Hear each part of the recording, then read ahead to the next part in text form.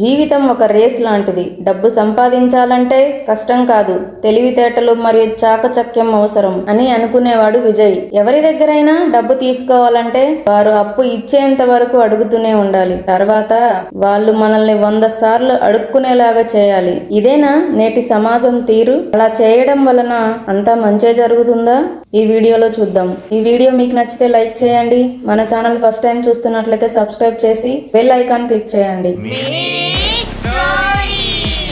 విజయవాడలోని ఓ మధ్యతరగతి కుటుంబం. తండ్రి సత్యనారాయణ నిజాయితీకి నిలువెత్తు నిదర్శనం. వ్యాపారానికి నమ్మకమే నిజమైన పెట్టుబడి అని నమ్మేవాడు. నిజాయితీగా వ్యాపారం చేసి తక్కువ లాభాలు వచ్చినా గర్వంగా తలెత్తుకు జీవించేవాడు. అతని కొడుకు విజయ్ మాత్రం తండ్రికి పూర్తి విరుద్ధం. అతనికి తండ్రి కష్టాలు విలువలు అర్థమయ్యేవి కాదు. తన తండ్రికి వ్యాపారం చేయడం రాదని, తన దగ్గర వ్యాపారంలో మెలకువలు నేర్చుకున్న వారు కూడా గొప్ప స్థాయిలో ఉన్నారు అని తన స్నేహితులతో అంటూ ఉండేవాడు. విజయ్ ఎప్పుడూ జీవితం ఒక రేస్, డబ్బు సంపాదించాలంటే కష్టం కాదు, తెలివితేటలు మరియు చాకచక్యం అవసరమని నమ్మేవాడు. ఉద్యోగం చేయాలి అన్న ఆలోచన లేని Vijay betting, online gaming, crypto లాంటి చెడు మార్గాల్లోకి అడుగుపెట్టాడు. డబ్బు పోగొట్టుకొని తన స్నేహితుల దగ్గర, తెలిసిన వారి దగ్గర అప్పులు చేస్తూ ఉండేవాడు. కొడుకు అప్పులు చేస్తున్నాడని తెలిసిన సత్యనారాయణ ఒకరోజు విజయ్ని పిలిచి, జీవితంలో ఎంతో అత్యవసరమైన పరిస్థితి వస్తే తప్ప అప్పు చేయకూడదని, అప్పు లేనివాడే అధిక సంపన్నుడని, అలా జీవించడంలో ఉన్న సంతృప్తి వేరు అని చెప్పగా విజయ్ నవ్వుతూ ఇలా చెప్పాడు, మీరు రోజుకి 2-3 వేలే సంపాదించగలరు. అదే ఒక్కసారి బెట్టింగ్ లో కలిసొస్తే నేను ఒకేసారి లక్షల్లో సంపాదించగలను అని అనేవాడు. జూదంలో డబ్బు పోగొట్టుకున్న వ్యక్తి ఎంతో బాధతో మనకు ఆ డబ్బు ఇస్తాడని, అలా వచ్చిన డబ్బు మనకి ఏమాత్రం కలిసి రాదని విజయ్ కి చెప్పినా ఆ మాటలు విజయ్ తలకెక్కించుకునేవాడు కాదు. విజయ్ అప్పు ఇచ్చేంత వరకు వారిని ఎంతగానో బతిమలాడుకునేవాడు. ఒకరోజు విజయ్ స్నేహితుడు శివ, ఎందుకురా అప్పు కోసం వారిని అంతలాగా అడుక్కుంటావు అని అనగా విజయ్ దానికి శివతో ఇలా అన్నాడు, వాడు డబ్బులు ఇచ్చేంత వరకేరా నేను అడుక్కుంటున్నట్లు నీకు కనపడేది. ఒక్కసారి డబ్బులు ఇస్తే వాడిని 100 సార్లు అడుక్కునేలాగా చేస్తా అని అనేవాడు. సత్యనారాయణ ఎన్నిసార్లు చెప్పినా విజయ్ వినేవాడు కాదు. అప్పులు పెరిగిపోయి ఒకరి నుంచి తీసుకొని మరొకరికి ఇచ్చే పరిస్థితి వచ్చింది.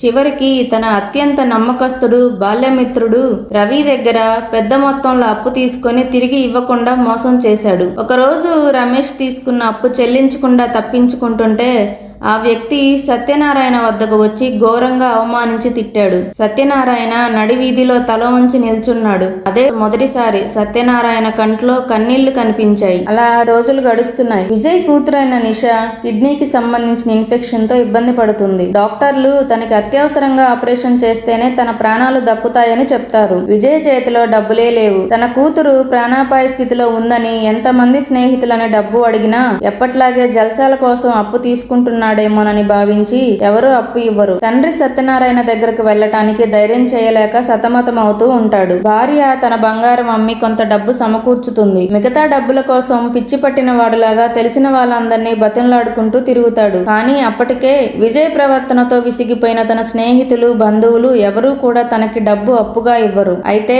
అప్పుడే ఒక గొప్ప అద్భుతం జరిగింది. ఒక వ్యక్తి నిషాను హాస్పిటల్లో చేర్పించి అవసరమైన ట్రీట్మెంట్ అందిస్తాడు. వైద్యులు సకాలంలో తీసుకొచ్చారు కాబట్టే కాపాడగలిగామని చెప్తారు. ఆ వ్యక్తి పేరు తెలియదు కానీ అతను వెళ్లిపోయిన తర్వాత రిసెప్షన్ లో అతడి పేరు చూసి విజయ్ షాక్ అవుతాడు. అతనే రవి. విజయ్ హాస్పిటల్ కి వచ్చాక భార్య జరిగిందంతా చెప్తుంది. రవిని మీరు మోసం చేసినప్పటికీ మన కూతురికి ఏమీ జరగకుండా చూడాలనే అతని నిష్కల్మషమైన ప్రేమ చూసారా? మరి మీరు ప్రతి చిన్నదానికి అబద్ధాలు చెప్పి అప్పు చేయడం వల్ల మన పాప ప్రాణాపాయ స్థితిలో ఉన్నా ఎవరూ నమ్మలేదు. మామగారు మీకు మొదటి నుంచి చెబుతున్న విషయం కూడా అదే అని అనగా విజయ్ కు తన తండ్రి మాటలు గుర్తుకొచ్చి కళ్ళెమ్మటి నీరు గిర్రం తిరిగాయి. కష్టపడి సంపాదించినదే నిలుస్తుంది, సులభంగా సంపాదించినది జీవితాన్ని నాశనం చేస్తుంది. విజయ్ వెళ్లి తన స్నేహితుడు రవిని, నన్ను క్షమించురా రవి, నీకు తీరని ద్రోహం తలపెట్టాను. అయినా కానీ నువ్వు నా పాపని రక్షించావు. నీలాంటి స్నేహితుణ్ణి మోసం చేసినందుకు నేను ఎంతో సిగ్గుపడుతున్నాను. నీ మంచితనం నన్ను మార్చింది రవి.